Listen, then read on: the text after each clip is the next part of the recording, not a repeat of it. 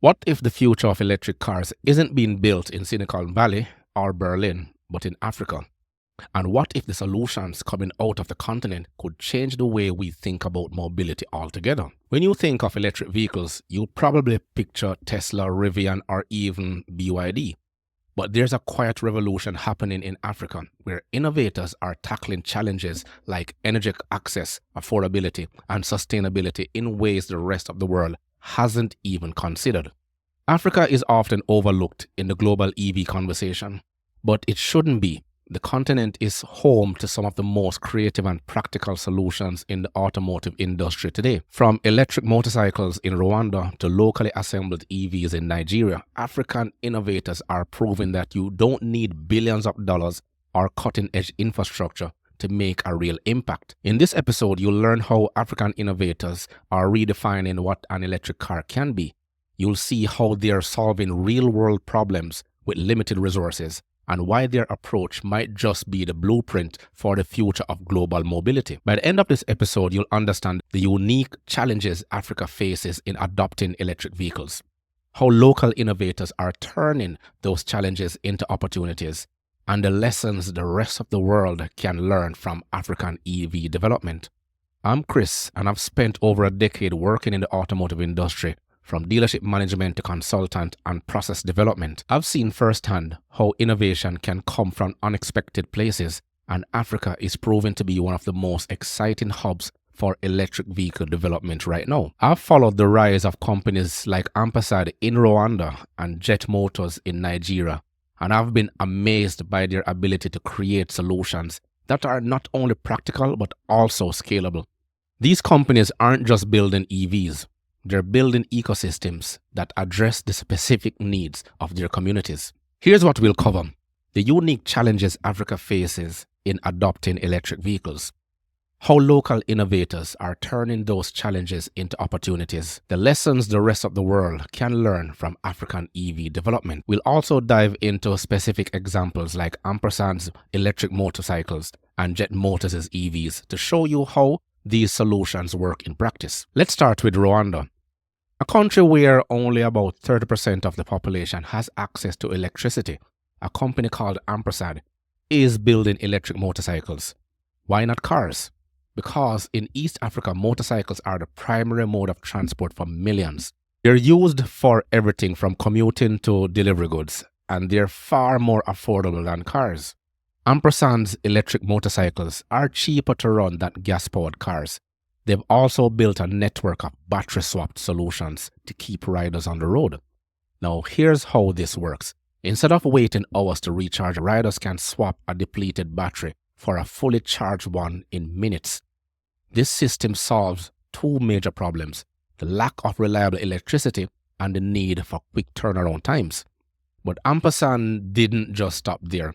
They've also designed their motorcycles to be durable and easy to maintain, which is critical in a region where repair shops are more common than dealerships. The result? A solution that's not only practical but also scalable. Ampersand has already expanded into Kenya, and they're planning to grow further. This is a perfect example of how African innovators are thinking differently. They're not trying to replicate what's happening in the West. They're creating solutions that work for their context. So what can the rest of the world learn from African EV innovation? Here are 4 key lessons. African EVs aren't designed for luxury. They're designed to solve real problems. Take Jet Motors, for example. This Nigerian company is building electric vehicles specifically for the African market. Their EVs are designed to handle rough roads, extreme weather, and heavy use. They're also affordable, which is critical in a region where the average income is much lower than that in the West. The lesson here is simple. If you want to create a successful product, start by understanding the needs of your target market. Don't try to force a one-size-fits-all solution. One of the biggest barriers to EV adoption globally is cost.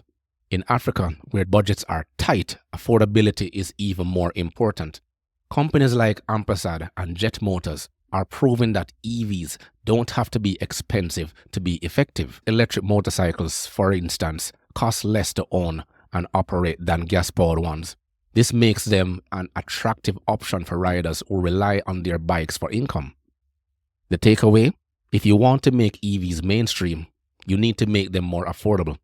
This might mean sacrificing some features or using simpler technology, but it's worth it if it means more people can access your product. In many parts of Africa, infrastructure is a major problem. Electricity is unreliable, charging stations are scarce, and roads are often in poor condition. African innovators have found creative ways to walk around these limitations. Battery swap systems like the one Ampersand uses are a great example. Instead of relying on a network of charging stations, which require significant investment, they've created a system that's easy to scale. Riders can swap batteries at small, low-cost stations, which can be set up almost anywhere. The lesson here is to think about scalability from the start. Don't assume that your product will work in every single market. Instead, design it to be flexible and adaptable. African innovators are also great at building partnerships. They know they can't do it alone, so they collaborate with governments, NGOs, and global automakers to achieve their goals. For example, Jet Motors has partnered with Chinese automaker BYD to produce electric buses for the Nigerian market. This partnership allows Jet Motors to leverage BYD's expertise while still tailoring the product to local needs. The takeaway: don't be afraid to collaborate. Partnerships can help you overcome challenges and accelerate growth. Take a closer look at Jet Motors, the Nigerian company I mentioned earlier. Jet Motors was founded in 2018 with the goal of producing affordable, durable electric vehicles for the African market. Their first product was an electric bus designed specifically for public transportation in Nigeria. The bus is built to handle the country's rough roads and extreme weather, and it's powered by a battery that can be recharged in just a few hours. What's most impressive about Jet Motors is their focus on local production. They assemble their vehicles in Nigeria, which not only creates jobs, but also reduces cost. This is a great example of how African companies are leveraging local resources to create solutions that work for their markets. The next time you think about the future of electric cars, don't just look at the usual players. Look to Africa.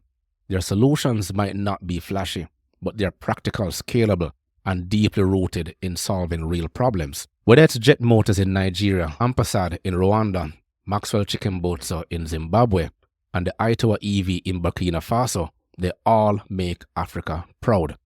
If you found this episode insightful, share it with someone who cares about the future of mobility.